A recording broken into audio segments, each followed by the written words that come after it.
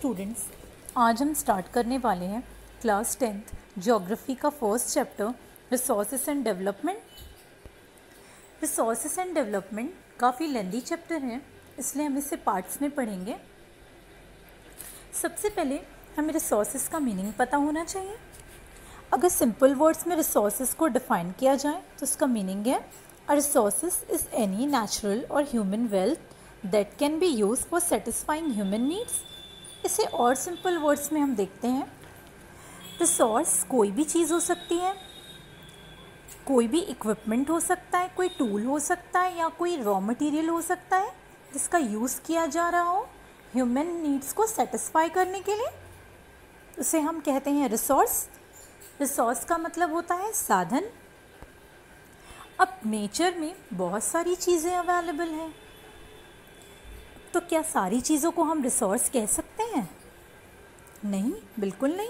As we all know that nature और environment has gifted us a lot of things, but everything we get from environment and nature is not a resource.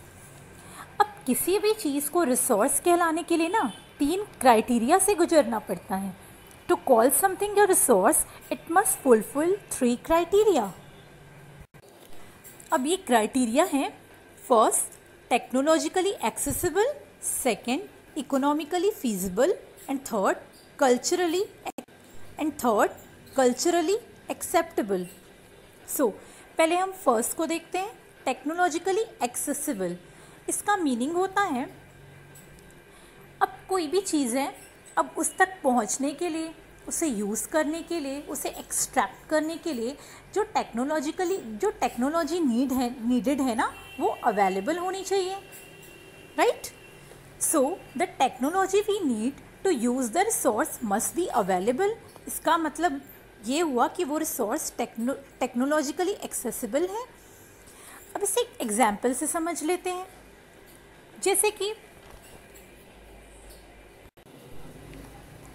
जैसे कि oil की mining करने के लिए, oil को extract करने के लिए हमें टेक्नोलॉजी की ज़रूरत होगी।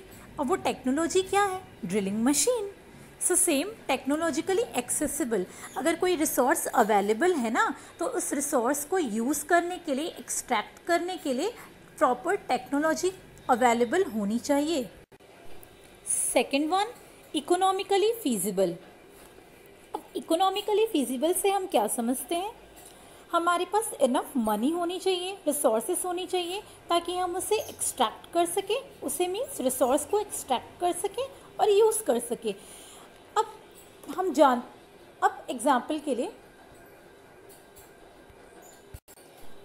अब रिसोर्स अवेलेबल है और उसे एक्सट्रैक्ट करने के लिए टेक्नोलॉजी भी अवेलेबल है, लेकिन इसका कॉस्ट काफ़ी ज़्यादा हाई है। सो क्या वो इकोनॉमिकली फीजिबल होगा? नहीं ना। सेम एग्जाम्पल, जैसे ओशन में काफ़ी सारी रिसोर्सेस है, काफ़ी चीज़ें एक्सप्लोर करनी है, अभी बाकी है, लेकिन क्या वो इकोनॉमिकली फीजिबल है? नहीं। Third, culturally acceptable.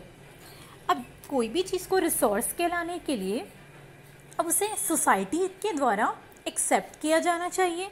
It must be accepted by the people, it must not hurt their sentiments, culture, surroundings, home etcetera.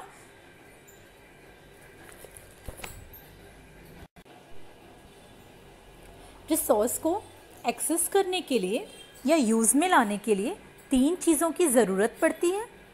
First, availability of the resources. जो रिसोर्सेस है वो प्रेजेंट होना चाहिए, वो अवेलेबल होना चाहिए। सेकेंड, टेक्नोलॉजी होनी चाहिए ना। थर्ड, इंस्टीट्यूशंस में आप इंक्लूड कर सकते हैं फैक्ट्रीज, इंडस्ट्रीज एक्सेट्रा। आखिर यही तो रिसोर्सेस को प्रॉपर यूजेबल फॉर्म में लाया जाता है। अगर आपके पास इन 3 चीज़ों की अवेलेबिलिटी है, if you have the availability of resource, technology and institution, so you can definitely use that resource.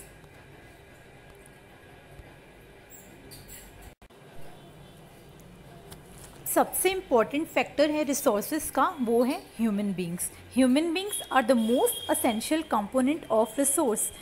Human beings only make this resources economically viable. अब एनवायरनमेंट में क्या क्या पड़ा है, क्या क्या रिसोर्सेज अवेलेबल हैं, उसका कोई मतलब नहीं बनेगा जब तक ह्यूमन बीइंग उस रिसोर्सेज को काम में नहीं लाएगा। तो जाहिर सी बात है ह्यूमन बीइंग सबसे इम्पॉर्टेंट फैक्टर हो गया रिसोर्सेज का। अब हम देखेंगे टाइप्स ऑफ रिसोर्सेज। अब इस सेक्शन में हम देखेंगे on what basis they are classified and what they actually mean. अब सबसे पहले हम इसका क्लासिफिकेशन देखते हैं। First one, on the basis of origin. अब ओरिजिन का मतलब होता है इसकी सोर्स क्या है, इसका स्रोत क्या है। So on the basis of origin resource is classified into two. Number one, biotic. Okay, whenever you hear the word bio you should imagine living system or living beings. जब भी हम वर्ड बायो सुनते हैं ना, इसे हमें तुरंत link करना चाहिए लिविंग थिंग्स से। ओके, सो जो भी बायोटिक रिसोर्सेस हैं ये हमें कहाँ से मिलती हैं? बायोस्फीयर से मिलती हैं, जिसमें लाइफ होती है। Biotic resources are obtained from biosphere which have life. इसके एग्जांपल्स देख लेते हैं। इसके एग्जांपल्स हैं human beings, animals, plants, flora, fauna, etcetera. अब सेकेंड टाइप है एबायोटिक रिसोर्सेस। एबायोटिक जाहिर सी बात है विदाउट लाइफ। इसके एग्जाम्पल्स हैं रॉक्स, मेटल्स, लैंड, एक्सेट्रा। अब हम इसका क्लासिफिकेशन देखते हैं on the basis of exhaustible. अब एग्जॉस्टेबल का मतलब होता है टाइम टू एंड और रन आउट। चीज़ें कैसे ख़त्म होती हैं, कितनी जल्दी ख़त्म होती हैं, उसका लुप्त होने का टाइम पीरियड क्या है। इस बेसिस पे इसे दो तरीके से कैटेगराइज किया गया है। First, renewable resources. Break the word renewable. Renewable resources का मतलब है the resources that can be renewed. A renewable resource essentially has an endless supply such as solar energy, wind energy and geothermal energy. ये resources कभी ख़त्म नहीं होती हैं क्योंकि जो भी हम यूज़ करते हैं वो नेचुरली रिप्लेस होता जाता है। Second, non renewable resources. नाम से ही क्लियर है it can not B renewed, या फिर ये रिन्यू हो भी सकता है ना तो इसमें इतना ज़्यादा टाइम लगता है कि इतना टाइम कंज्यूमिंग प्रोसेस है, इसलिए हम इसे ऐसा कह देते हैं कि ये नॉन रिन्यूएबल है। इसके एग्जाम्पल्स आप ले सकते हैं मिनरल्स, फॉसिल फ्यूल्स, एक्सेट्रा। अब थर्ड कैटेगरी देख लेते हैं, resources classified on the basis of ownership. और इसका फर्स्ट देखते हैं इंडिविजुअल रिसोर्सेस। इंडिविजुअल रिसोर्सेज से हमारा मतलब ये है कि जो कि ओन की गई है, जो रिसोर्सेज ओन की गई है या पोजेस की गई है किसी इंडिविजुअल के द्वारा, उसमें सिर्फ उस इंडिविजुअल का ही राइट होगा। So the resources which are owned by an individual and can not be used by someone else is called individual resources. इसे प्राइवेट रिसोर्सेज भी कह सकते हैं। जैसे फॉर एग्जाम्पल ये बुक मेरी है, ये पेन मेरा है, इस पर सिर्फ मेरा राइट है ना, मैं किसी और को तो यूज़ करने नहीं दूंगी। और एग्जाम्पल्स देख लेते हैं, लैंड हो गया, हाउस हो गया, कार है, प्लांटेशन, फार्मलैंड, पास्चर लैंड, ये सारे एग्जाम्पल्स हैं इंडिविजुअल रिसोर्सेज के। Second, community owned resources. अब ये जो रिसोर्सेज है ना, इसे कोई कम्युनिटी और सोसाइटी यूज़ कर सकती है। These are used or accessed by community or society. इसके एग्जाम्पल्स है grazing land, ponds, graveyard, parks, picnic spots, etcetera. Burial ground. Third, natural resources. अब कुछ चीज़ें ऐसी होती हैं ना जो पूरी कंट्री को बिलोंग करती है, it belong to every citizen of nation. Example के तौर पे railways, coal mines, mountains, forest areas, canals, etcetera etcetera. अब जो आपकी प्राइवेट प्रॉपर्टी थी ना, आपकी बिल्डिंग हो गई, आपका पास्चर लैंड हो गया, अब इसे भी नेशनल अथॉरिटी अक्वायर कर सकती है डेवलपमेंट के लिए। इसे आपको कॉम्पनसेट भी कर देते हैं उसके लिए। अब जितनी भी रिसोर्सेस हैं जो हमारी पॉलिटिकल बाउंड्रीज़ के अंदर आती हैं या फिर जो ओशन एरिया के अंदर आती हैं, जैसे ओशन एरिया में 12 नॉटिकल माइल्स या फिर कह सकते हैं 22.2 किलोमीटर कोस्ट से जितना भी एरिया होता है वो नेशन को बिलोंग करता है। इंटरनेशनल रिसोर्सेस, इसे कुछ इंटरनेशनल इंस्टीट्यूशन ओन और रेगुलेट करती हैं। अब ओपन सी एरिया, हम ओपन सी एरिया को समझ लेते हैं। 12 नॉटिकल माइल्स के बाद 12 नॉटिकल माइल्स से लेकर 200 नॉटिकल माइल्स तक के जो ओशन एरिया होता है उसे एक्सक्लूसिव इकोनॉमिक जोन कहते हैं। अब जो एरिया होता है 200 नॉटिकल माइल्स के बाहर का, वो ओपन सी एरिया होता है। ये किसी एक नेशन को बिलोंग नहीं करता, ये सारे नेशंस का होता है, लेकिन अब उसे यूज़ करने के लिए, वहाँ पे कोई काम करने के लिए इन्हें अथॉरिटीज़ से परमिशन लेनी पड़ती है। अब रिसोर्सेज की 4th कैटेगरी देख लेते हैं, categorised on the basis of status of development. First, potential resources. अब पोटेंशियल का मतलब होता है अब रिसोर्सेज भी अवेलेबल हैं, उसे एक्सेस करने के लिए टेक्नोलॉजी भी अवेलेबल है, इकोनॉमिकली फीजिबल भी है, लेकिन फिर भी हम उसका यूज़ नहीं कर रहे हैं। जैसे कि हम सबके पास ब्रेन है, अब हम ब्रेन का यूज़ नहीं करते हैं। सेम पोटेंशियल है हमारे अंदर, लेकिन हम उसे प्रॉपर वे पे यूटिलाइज नहीं कर रहे हैं, तो वही होती है पोटेंशियल रिसोर्सेज। जिसे एग्जांपल से समझ लेते हैं। अब जैसे राजस्थान के पास बहुत सारी सोलर और विंड एनर्जी है, पर क्या वो उसे यूटिलाइज कर पा रहा है? नहीं ना। सो ये उसकी पोटेंशियल रिसोर्सेज हुई। Second, developed resources. ये पोटेंशियल रिसोर्सेज का बिल्कुल अपोजिट है। अब डेवलप्ड रिसोर्सेज में रिसोर्सेज अवेलेबल भी है, हमें पता है वो किस क्वांटिटी में अवेलेबल है, किस क्वालिटी में अवेलेबल है, टेक्नोलॉजी भी है उसे एक्सेस करने के लिए, और हम इसे यूज़ भी करते आ रहे हैं। इसे कहते हैं developed resources. Example, coal and fossil fuels. Stock. अब स्टॉक वो रिसोर्सेज हैं जो कि हमारे पास अबंडेंट अमाउंट में प्रेजेंट है, स्टॉक के फॉर्म में प्रेजेंट है, लेकिन उसे यूटिलाइज कैसे करें, उसे एक्सट्रैक्ट करने के लिए ना हमारे पास टेक्नोलॉजी नहीं है। रिसोर्सेज हैं पर उसे यूज़ करने के लिए, उस तक पहुंचने के लिए, एक्सेस करने के लिए हमारे पास टेक्नोलॉजी नहीं है, मेथड नहीं है, वो कहलाती है रिसोर्सेज ऑन स्टॉक। इसे एग्जाम्पल से समझ लेते हैं। जैसे वाटर है, वाटर का मॉलिक्यूल हाइड्रोजन और ऑक्सीजन से मिलकर बनता है, जो कि बिल्कुल इनफ्लेमेबल है, लेकिन हम इससे एनर्जी एक्सट्रैक्ट नहीं कर सकते। क्यों? क्योंकि हमें नहीं पता मेथड क्या है, अभी तक मेथड ओरिजिन नहीं हो पाया है। सेम, तो स्टॉक में वो रिसोर्सेस आती हैं, हमें पता है रिसोर्सेस अवेलेबल हैं, लेकिन उन रिसोर्सेस को एक्सट्रैक्ट करने के लिए, एक्सेस करने के लिए, उस तक पहुंचने के लिए टेक्नोलॉजी अवेलेबल नहीं है।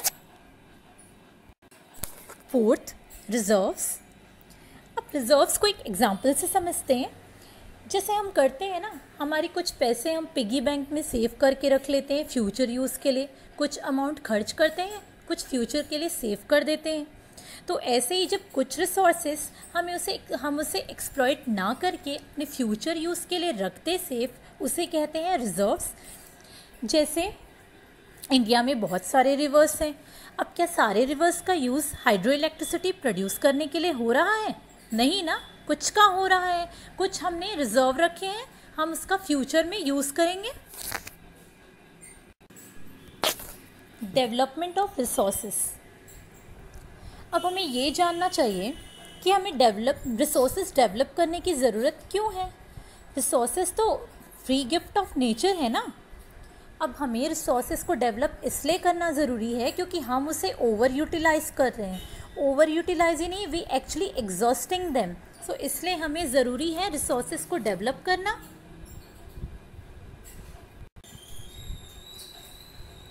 अब रिसोर्सेज की ओवर यूटिलाइजेशन से कुछ प्रॉब्लम आ गई हैं। अब इन प्रॉब्लम्स को हम 3 स्टेप में समझेंगे। आप ये एक फॉर्मूला याद कर लीजिए, दिया, DIA। D stand for depletion of resources, I stand for indiscriminate exploitation of resources and A stand for accumulation। Meaning समझ लेते हैं। डिप्लीशन का मतलब होता है इतना ज़्यादा ओवर एक्सेसिव यूज़ कर लेना कि जो रिसोर्सेज नेचुरली प्रेजेंट है वो धीरे धीरे डिमिनिश होने लगे, डिप्लीट होने लगे, कम होने लगे। Second, indiscriminate exploitation. Indiscriminate exploitation का मतलब होता है बिना सोचे समझे, बिना थॉट प्रोसेस को इन्वॉल्व किए रिसोर्सेज को कहीं भी यूज़ कर देना। जैसे हम रेफ्रिजरेटर यूज़ करते थे, CFC क्लोरोफ्लोरोकार्बन की वजह से ओजोन लेयर डिप्लीशन जो आया, ये एग्जाम्पल है इंडिस्क्रिमिनेट एक्सप्लॉयटेशन का। और भी आप एग्जाम्पल्स अपने डे टू डे लाइफ में देख सकते हैं। कार वॉश करते हैं, पानी कब बंद करना है, कितना पानी वेस्ट कर देते हैं, बिना सोचे समझे रिसोर्सेज को यूज़ करने को कहते हैं indiscriminate exploitation. Third, accumulation of resources in few hands. अब जो रिसोर्सेज होती है ना, अब जाहिर सी बात है जिसके पास फंड ज़्यादा है, पैसे ज़्यादा हैं, रिच लोग हैं, वो ही ज़्यादा रिसोर्सेज यूज़ करते हैं। देखते देखते रिसोर्सेज का एक्यूमुलेशन हो जाता है एक पार्ट ऑफ सोसाइटी में। सोसाइटी डिवाइड हो जाती है रिच एंड पुअर में। इसे कहते हैं एक्यूमुलेशन ऑफ रिसोर्सेज।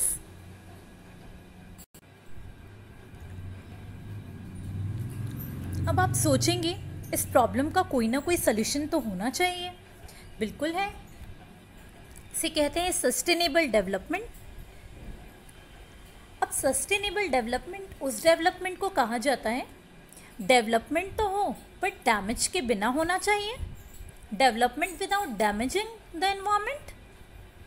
सेकेंड, अब प्रेजेंट जनरेशन की नीड को फुलफ़िल करने में कोई बुराई नहीं है, लेकिन ये नीड फुलफ़िल होनी चाहिए बैलेंस करते हुए। हमें ये देखना है कि कुछ चीज़ें हमें फ्यूचर जनरेशन के लिए भी बचा कर रखनी है। अब ये जो सस्टेनेबल डेवलपमेंट का कंसेप्ट है, ये शुरू हुआ था अर्थ समिट में, जो कि 1992 में रियो डी जेनेरियो में ये समिट हुई थी पहली बार जब ये समिट हुई तो यहाँ पर सस्टेनेबल डेवलपमेंट का कंसेप्ट उभर कर आया था। इस मीटिंग में 100 से ज़्यादा नेशन ने कोलैबोरेशन किया था और एक कॉन्फ्रेंस की गई थी जिसमें इन्होंने अपना एजेंडा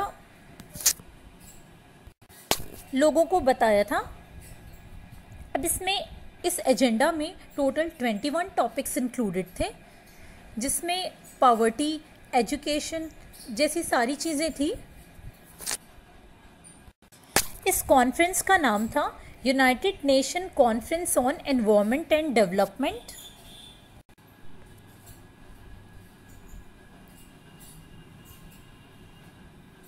अब इन सारी चीज़ों को इम्प्लीमेंट करने के लिए ना एक इफ़ेक्टिव प्लानिंग की ज़रूरत होती है। अब प्लानिंग की ज़रूरत क्यों है? क्योंकि कुछ रिसोर्सेज कहीं पर ज़्यादा है तो कुछ रिसोर्सेज कहीं पर ज़्यादा है। कहीं पे किसी रिसोर्सेज की कमी है, किसी स्टेट में किसी रिसोर्सेज की कमी है। अब हम इसे एक चार्ट से समझते हैं। अब आप एग्जाम्पल के लिए देखिए, जैसे राजस्थान में एक्सेस अमाउंट में solar energy and wind energy available है, लेकिन राजस्थान में वाटर रिसोर्सेज नहीं है। वैसे ही हम अरुणाचल प्रदेश में देखते हैं तो यहाँ पे वाटर रिसोर्सेज अवेलेबल है, लेकिन यहाँ पे इंफ्रास्ट्रक्चर डेवलपमेंट नहीं हो पाया है क्योंकि फ्लड इतना ज़्यादा आता है वहाँ। थर्ड, लद्दाख को देख लेते हैं। लद्दाख का एक बहुत ही रिच कल्चर हेरिटेज है, लेकिन लद्दाख में पानी की कमी है, इंफ्रास्ट्रक्चर डेवलपमेंट नहीं हो पाया है। इसलिए हमें इन चीज़ों को बैलेंस करने के लिए एक प्रॉपर प्लानिंग की ज़रूरत होती है, जो कि नेशनल, स्टेट और रीजनल लेवल्स में होनी चाहिए। आई होप आपको रिसोर्सेज की मीनिंग समझ आई होगी, रिसोर्सेज को कैसे कैटेगराइज किया गया है, प्रॉपर यूटिलाइजेशन के लिए किस तरीके से प्लानिंग की ज़रूरत है। सो आज के लिए इतना ही, क्लास को यहीं वाइंड अप करते हैं। Thank you.